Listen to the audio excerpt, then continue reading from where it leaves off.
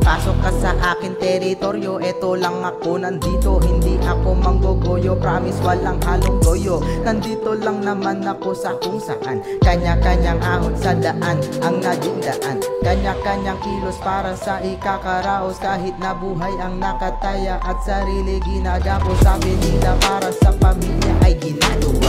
Kahit na delikado basta trabaho nagawa. Kahit na tanim mo ay natapos, pero bakit pa mo ang laging tinatanim? Hindi tanim na nakaraos. Huwag kang magpapabulag sa magiging kapalit na pera. Baka ikaw ang magiging dahilan ng gera. Minsan talungin mo ang sarili mo na kung tama pa ba pinapasok mo. Lahat naman tayo may sariling iniisip. Siguraduhin na tama at hindi iniipit ng malaking maling nakala. Lahat tayo may kanya-kanyang talento, pero bakit ikaw hindi ikaw na kontento? Sa maling trabaho ka dumiretso dahil sabi mo maliit ang sinusweldo. Bakit ganyan ka? Hindi ka kontento?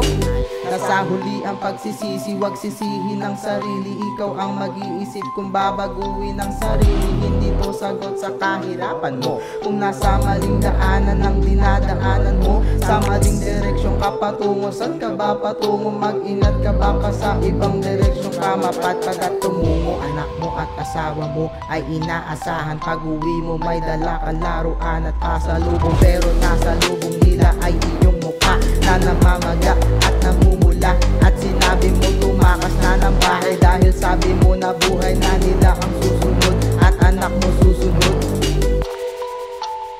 Yeah, binabalaan na kita.